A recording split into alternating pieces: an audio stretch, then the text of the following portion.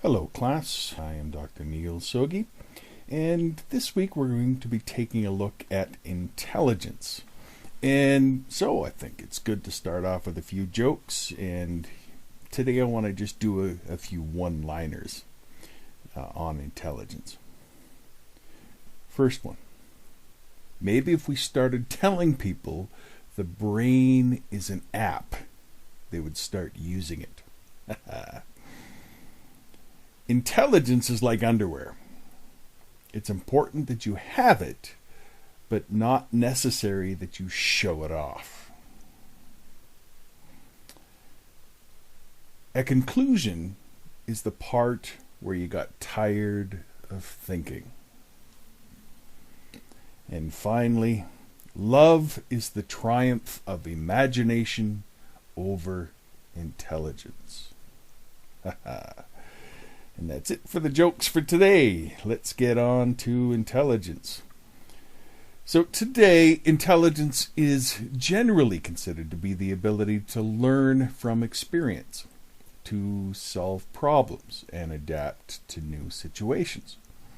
Psychologists really debate whether intelligence is one general ability or several specific abilities. Some theorists have expanded the definition of intelligence to include things like social intelligence or existential intelligence, and especially the big one is emotional intelligence. Now, there's been some Western attempts to assess such differences, and these began in earnest with the English scientist Francis Galton, who was really fascinated by measuring human traits. Modern intelligence testing began more than a century ago in France when Alfred Binet developed questions that helped predict children's future progress in the Paris school system. And then Louis Terman of Stanford University used Binet's ideas to develop the Stanford-Binet intelligence test. There's also the German psychologist William Stern that derived the formula for the famous intelligence quotient, or our IQ. And then there's David Wexler's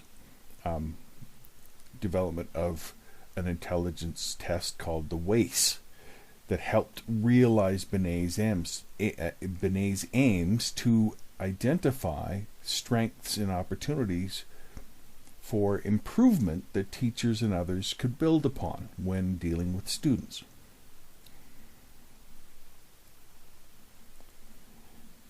Modern aptitude and achievement tests really are widely accepted only if they are what we call standardized, and they're reliable and they're valid. So some vocabulary that we need to keep in mind. Aptitude tests tend to be highly reliable, but they are weak predictors of success in life. One way to test the validity of a test is to compare people who score at the two extremes of the normal curve, both the challenged and the gifted.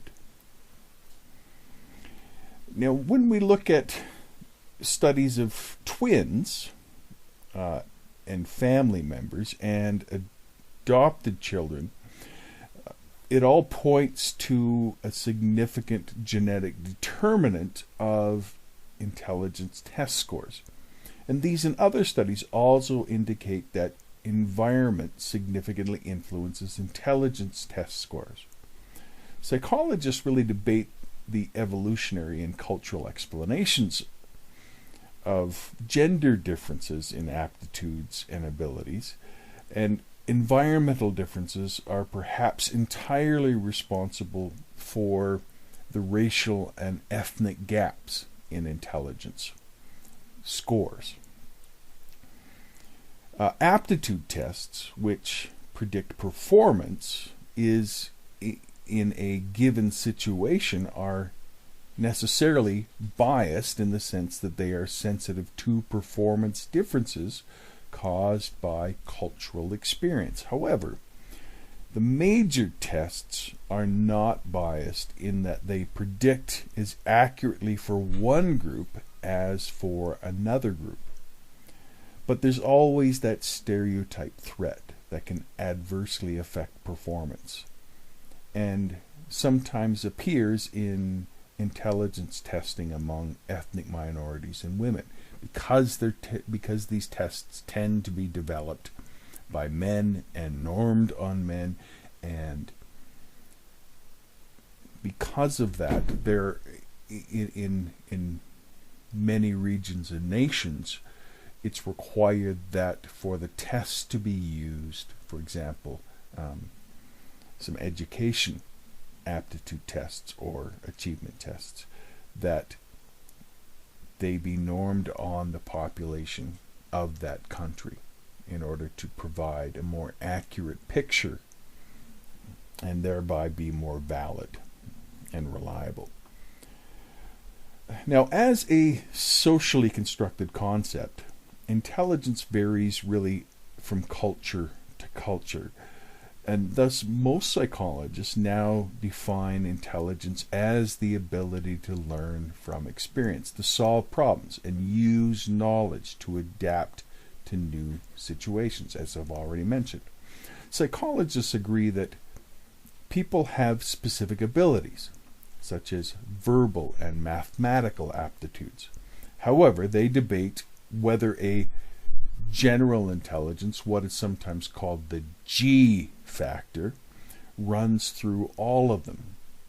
And the G factor, that's something that was proposed by the theorist Charles Spearman. Factor analysis has identified several clusters of mental abilities. Still, there seems to be a tendency for those who excel in one of the clusters to score well in others. And that's something that has suggested towards the results of L.L. Thurston's ranking of people's primary mental abilities. So there's lots of ways to understand intelligence. Now, evidence that brain damage may diminish one ability but not other abilities, as well as studies of savant syndrome, has led to Howard Gardner to propose his theory of multiple intelligences. And this would include linguistic intelligence, logical mathematical intelligence, musical intelligence, spatial intelligence, bodily kinesthetic intelligence, intrapersonal intelligence, interpersonal intelligence, and naturalist intelligence. Gardner has also proposed a ninth possible intelligence, existential intelligence. Robert Sternberg also proposes a triarchic theory of multiple intelligence, in which he distinguishes among analytical intelligence, which would be academic problem solving, and practical intelligence, as well as creative intelligences. Now, critics note that there seems to be a general intelligence factor that predicts performance on various complex tasks. And they also note that intelligence really seems to not be enough. Success is a combination of talent and also simply good old-fashioned sweat, grit, working hard. K. Anders Ericsson notes that there is a rule, a 10-year rule. You do something, work hard at it for 10 years, and you will be good at it. You will find success in it.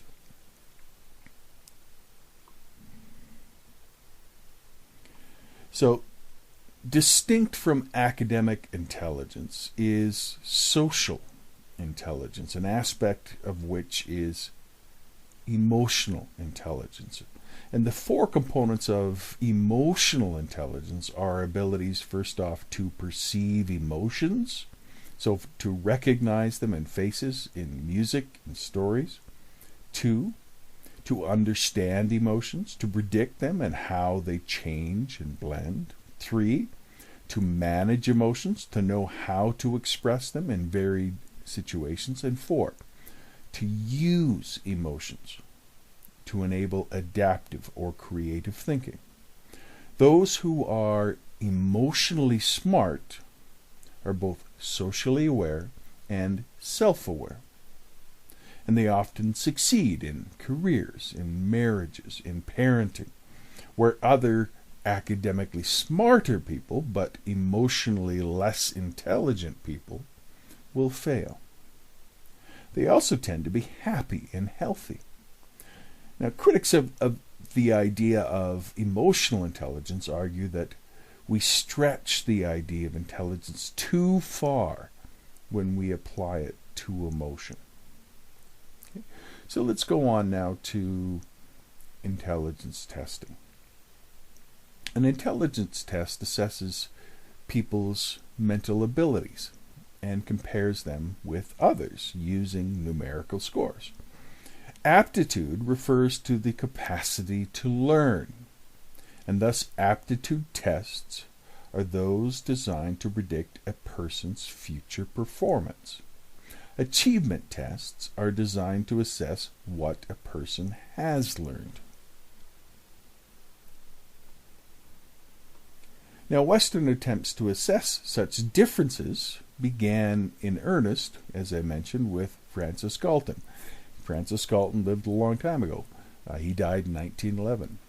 But he was somebody who was fascinated by measuring human traits. Although Galton's quest for a simple intelligence measure failed, he gave us some statistical techniques that we still use, as well as the phrase nature and nurture to understand intelligence. So the modern intelligence testing movement started at the turn of the 20th century with, as someone who I've already mentioned, French psychologist Alfred Binet. And he began assessing intellectual abilities. Together with Theodore Simon, Binet developed an intelligence testing test containing questions that assessed a mental age and helped predict the child's future progress in the Paris school system. The test sought to identify French school children needing special attention. Binet and Simon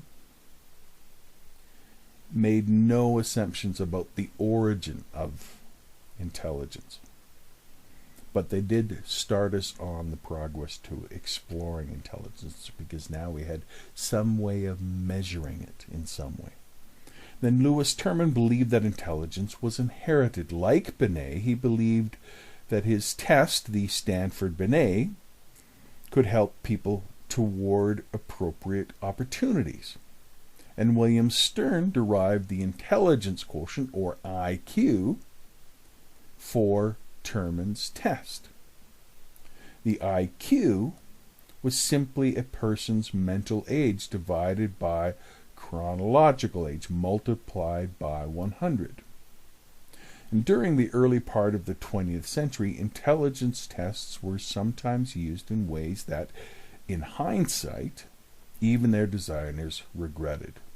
They, quote-unquote, documented a presumed innate inferiority of ethnic and immigrant groups, not shared with a heritage of the testers. And that's an unfortunate side effect of the use of testing. And it has led to some guidelines for ethical testing now. Then there's the Wechsler Adult Intelligence Scale, the WAIS, together with a version for school-age children, the Wechsler Intelligence Scale for Children, the WISC, and other preschool children. And it's one of the most widely used individual intelligence tests that we have today. It consists really of 15 subtests, and it yields not only an overall intelligence score, but also separate verbal, comprehension, perceptual, organization, working memory, and processing speed scores. The striking difference between these scores can provide clues to cognitive strengths that a teacher or a therapist might be able to build on. Other comparisons can help a psychologist or a psychiatrist establish a rehabilitation plan for someone who has experienced traumatic brain injury or a stroke patient, for example. Now, maybe it's good to go over a little bit of the principles of test construction, because scores become meaningful only when they can be compared with others' performance. And so they must be defined relative to a pre-tested group, a process that we call standardization. Now, obviously, the group in which a test is standardized must be representative of those who will be taking the test in the future. Standardized test results typically form a normal distribution, a bell-shaped pattern of scores that forms a bell curve, what we call a normal curve in statistics. Now, most scores cluster around the average, and increasingly fewer are distributed at the extremes. A performance higher than all but 2.5% of all scores on an intelligence score of earns an intelligence score, for example, of 130.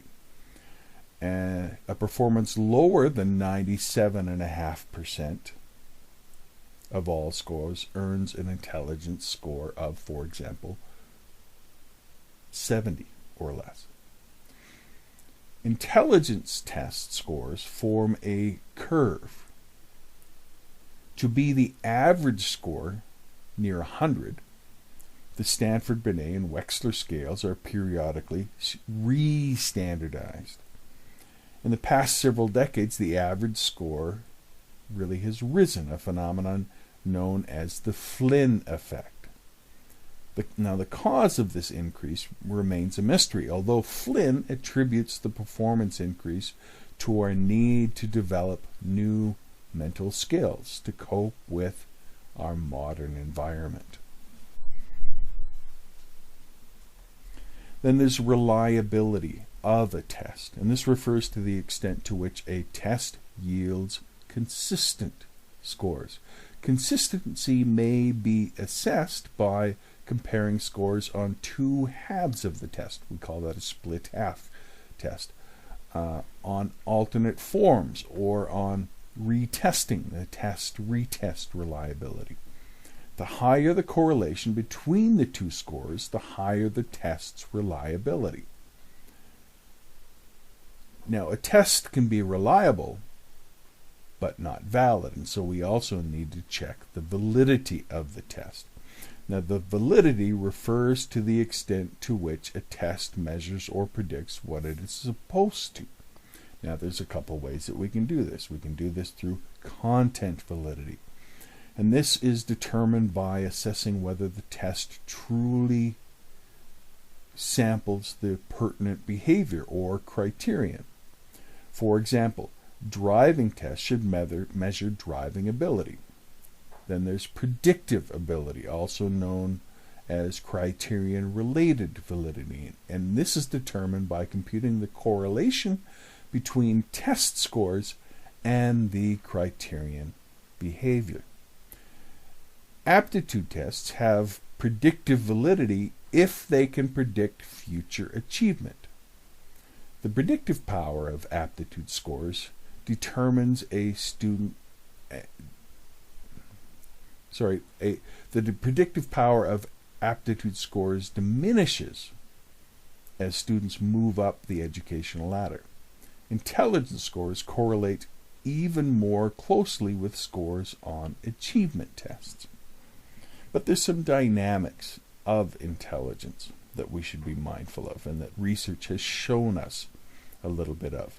For example, in cross-sectional studies, researchers at one point in time test and compare people of different ages. These studies have consistently found that intelligence declines with age because they are comparing people not only of different ages but of different eras. Then there's longitudinal studies, and they follow and retest the same cohort over time. These studies found that until late in life, intelligence remains stable. Longitudinal studies also have pitfalls. Those who survive to the end of longitudinal studies may have been bright, healthy people whose intelligence is least likely to decline. So there's some question about what's going on with the dynamics of development, and part of it's going to depend upon the research design that we use. Research really is complicated by the finding that intelligence is not a single trait, but rather several distinct abilities. So the answers to our age and intelligence questions depend on what we assess and how we assess it. Now, there's a few terms that we can sometimes use. One is crystallized intelligence, and that is our accumulated knowledge.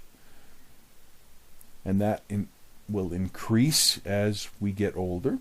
And then there's fluid intelligence, which is our ability to reason quickly and abstractly. And this tends to decrease beginning in our 20s and 30s. And slowly up to the age of 75 or so, and then more rapidly, especially after the age of 85. So the stability of intelligence test scores increases with age. By age 4, children's performance on intelligence tests begins to predict their adolescent and adult scores. By late adolescence, intelligence scores, though certainly not fixed, are remarkably stable. Children and adults who are more intelligent also tend to live healthier and longer lives. Now, to be labeled as having an intellectual disability, formerly referred to as mental retardation, is when a child must have both a low test score, so on that curve where 100 is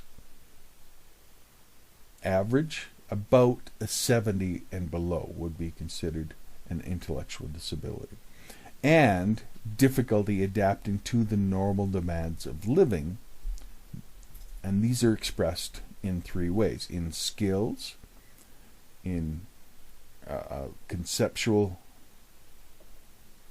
social, and practical areas. So intellectual disability sometimes results from known physical causes, such as, for example, Down syndrome.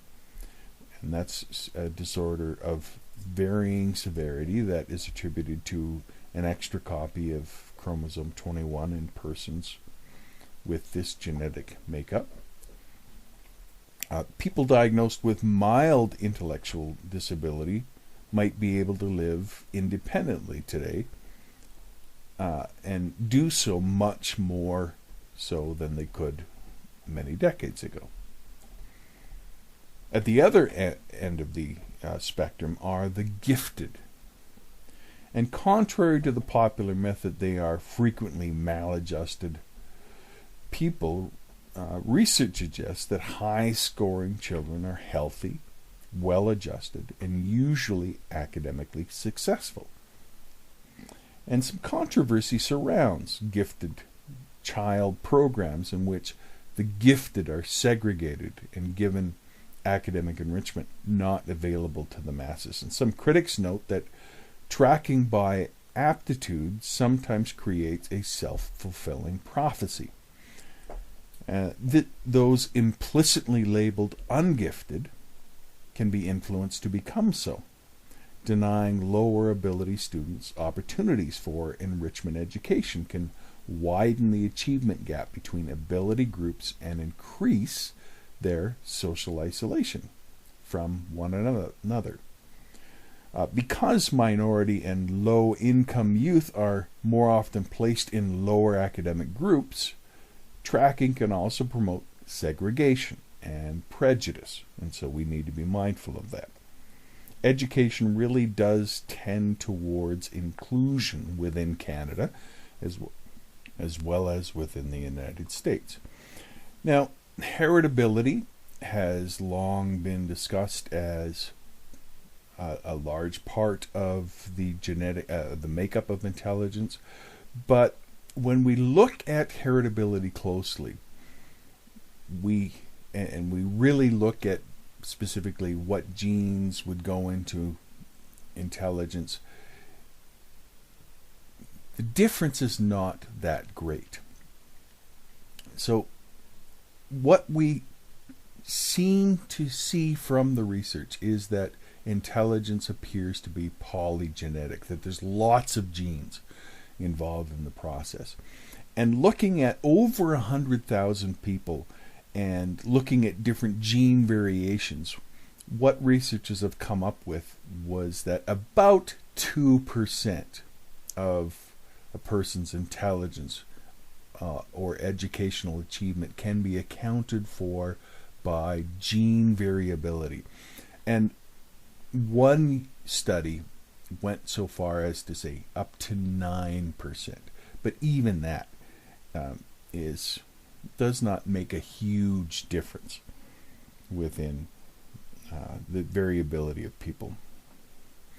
Overall, studies of children raised in extremely neglectful or enriched environments indicate that life experiences will significantly influence intelligence more than any special gene that a person may have.